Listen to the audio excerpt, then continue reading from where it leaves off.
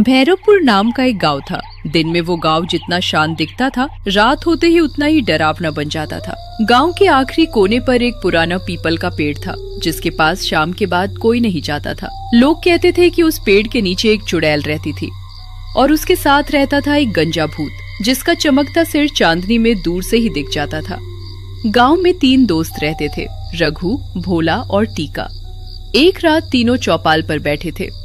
देखो भाई, मैं तो सीधी बात बोलता हूँ, ये चुड़ैल वुड़ैल कुछ नहीं होती। गांव वाले बेकार में डरते हैं। अगर सच में चुड़ैल होती ना, तो सबसे पहले मेरे घर आती, क्योंकि मेरी कमला रोज बोलती है कि तुम्हारे साथ रहने से अच्छा तो किसी भूत के साथ रह लूं।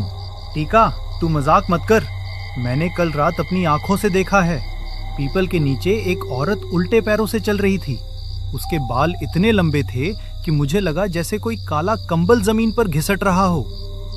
भोला, तू तो बिल्ली देखकर भी हनुमान चालीसा पढ़ने लगता है। लेकिन बात में कुछ तो है।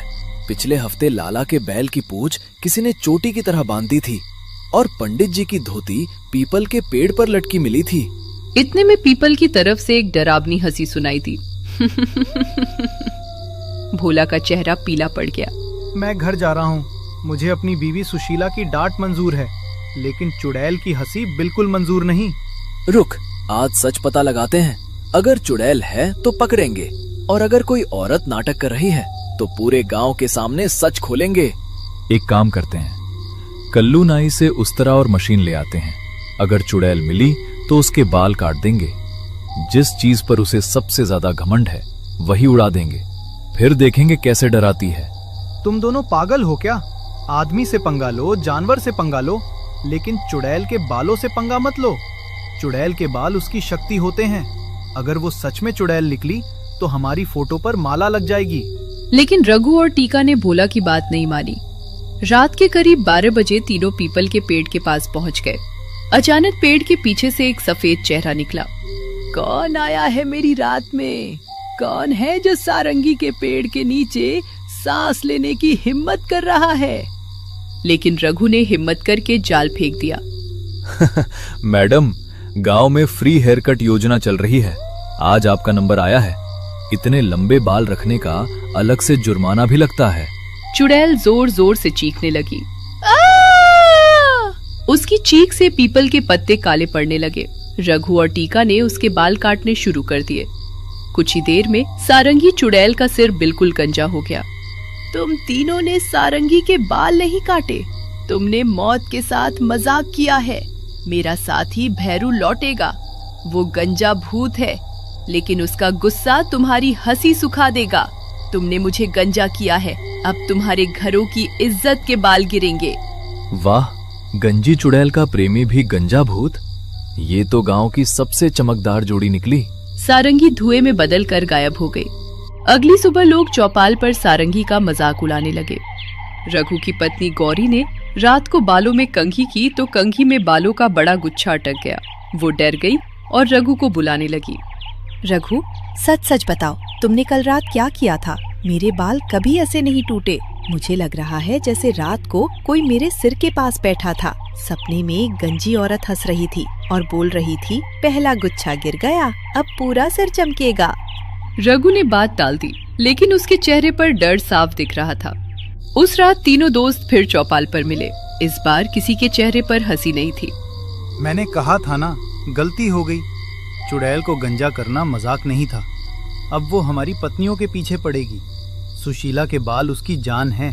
अगर वो गंजी हो गई ना, तो पहले भूत मुझे मारेगा, फिर सुशीला। हो सकता है कोई गांव वाला मजाक कर रहा हो, लेकिन तेल की बोतल में कागज कैसे अगजामा, ये मेरी समझ से बाहर है। और कमला ने अगर सच जान लिया तो भैरू से पहले वही मेरा अंतिम संस्कार कर देगी। तभी चौपाल के बीच रखा दिया अपने आप बुझ गया। अंधेरे में एक आदमी जैसी परछाई दिखाई दी। उसका सिर बिल्कुल गंजा था। रघु, भोला, टीका, तुमने मेरी सारंगी को रुलाया। उसके बाल उसकी शान थे। अब मैं तुम्हारे घरों की शान को छूंगा। तुम्हारी पत्नियों के बाल एक एक रात में गिरेंगे। तुम देखते रहोगे, बचाते रहोगे, लेकिन हर सुबह तकिया बालों से भर जाएगा। तीनों के गले सूख गए। भैरू, हमसे गलती हो गई, हमने मजाक में किया था। हम सारंगी से माफी मांग लेंगे, उसके लिए नया विग ले आएंगे, तेल ले आएंगे, चाहे शहर से महंगे बाल ही क्यों ना खरीदने पड़े। भूत की मोहब्बत विग से नहीं चलती रघु। सारंगी रोई है, उसकी चीख पीपल की जड़ तक गई है। अब तुम तीनों को वही डर महसूस होगा जो उसने महसूस किया था। भैरू गायब हो गया, लेकिन जाने से पहले चौपाल की मिट्टी पर उस तरह से लिख गया। अगली सुबह भैरवपुर में डर फैल गया। रघु, भोला और टीका ने अपनी पत्नियों को सब सच बता दिया। पहले तो गौरी, सुशीला और कमला ने तीनों की अच्छी तरह क्लास लगा दी। टीका, तुम्हारा दिमाग कभी सीधा चल सकता है या तुम जन्म से ही उल्टे पैदा हुए थे? तुमने चुड़ैल के बाल काट दिए और अब उसका गंजा प्रेमी हमारे पीछे उस तरह लेकर घूम रहा है। मैं तो सोचती थी मेरी शादी एक आदमी से हुई है, लेकिन तुम तो चलती फिरती मुसीबत निकले। भोला, तुम तो डरते थे, फिर वहाँ गए क्यों? तुम्हारी हिम्मत सिर्फ मुझसे झूठ बोलने में चलती है क्या? अगर मेरे बाल गए ना तो मैं पहले तुम्हारा नाम बदलकर बिना अक्ल वाला भोला रख दूंगी। अब रोना धोना बंद करो। गलती तुम लोगों ने की है, लेकिन लड़ना हम सबको पड़ेगा। सारंगी और भैरू बदला लेना चाहते हैं, लेकिन बिना वजह किसी औरत के बाल काटना बहुत बड़ा पाप था, ये तुम्हें मानना पड़ेगा। गांव के बूढ़े तांत्रिक दीनानाथ बाबा को बुलाया गया। बाबा ने पीपल के पत्ते, सिंदूर और एक पुरानी चांदी की कंघी देखी। फिर उन्होंने आंखें बंद की और काफी देर तक चुप बैठे रहे। भैरू पहले आदमी था, वो इसी गांव का नाई था। सारंगी उसकी प्रेमिका थी, दोनों का विवाह होने वाला था। लेकिन पुराने समय में कुछ लोगों ने सारंगी के बाल जबरदस्ती काट दिए थे और उसका अपमान किया था। लेकिन दोनों की मौत इसी पीपल के पास हो गई। तब से उनकी आत्मा बालों के अपमान पर भड़क उठती है। तुम तीनों ने वही पुराना जख्म फिर खोल दिया। बाबा, हमें बचाइए। भूत सीधा न्याय नहीं करता बेटा। भूत दर्द को दर्द से नापता है। उसे लगता है कि तुम्हारी सबसे बड़ी चिंता तुम्हारी पत्नियों के बाल है, इसलिए वो वही छीनना चाहता है। लेकिन एक रास्ता है, तीसरी रात से पहले तुम्हें सारंगी के असली बाल ढूंढने होंगे, जो पीपल की जड़ के नीचे दफन है। रघु ने घर के दरवाजे पर नींबू मिर्च बांधी, पूजा की और गौरी के सिर पर दुपट्टा कस दिया। रात के 1 बजे खिड़की अपने आप खुल गई। अंदर ठंडी हवा आई और कमरे में उस तरह की छन छन आवाज गूंजने लगी। रघु, मेरे सिर के पास कोई खड़ा है। मुझे लग रहा है कोई मेरे बाल पकड़ रहा है। जल्दी कुछ करो, वरना मैं सच में गंजी हो जाऊंगी। भैरू का चेहरा पल भर के लिए दिखाई दिया। उसने गौरी के बालों का एक लंबा गुच्छा काट लिया और गायब हो गया।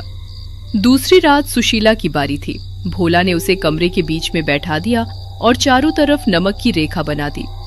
जिसने बाल का मजाक बनाया उसका घर रोएगा।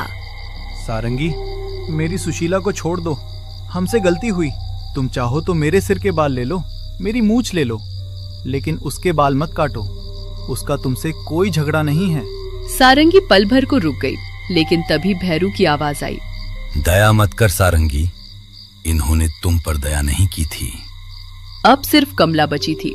तीसरी रात अगर भैरू सफल हो जाता तो तीनों पत्नियां गंजी हो जाती। रघु, भोला, टीका, गौरी, सुशीला और कमला ने फैसला किया कि भागने से कुछ नहीं होगा, सबको पीपल के पेड़ तक जाना होगा। हवा में जले हुए बालों की बदबू थी। सारंगी, मुझे माफ कर दो, मैंने तुम्हारा मजाक बनाया। मुझे लगा चुड़ैल हो तो तुम्हारी कोई इज्जत नहीं, कोई दर्द नहीं। लेकिन आज समझ आया कि दर्द इंसान का हो या आत्मा का, अपमान सबको जलाता है। कमला को मत छूना, जो सजा देनी है मुझे दो। तभी जमीन फटने लगी। जड़ के पास एक पुरानी लाल पोटली मिली। गौरी ने उसे खोला। अंदर लंबे काले बाल थे जो अब भी अजीब तरह से चमक रहे थे। उसी समय भैरू सामने आ गया। पोटली छोड़ दो। सारंगी को बाल लौटाने का अधिकार तुम्हें नहीं है। तुम लोग हंसने आए थे, अब रो क्यों रहे हो? कमला आगे बढ़ी। भैरू, अगर तुझे बदला चाहिए तो मेरे बाल काट ले, लेकिन एक बात सुन, बदला लेने से सारंगी का अपमान नहीं मिटेगा।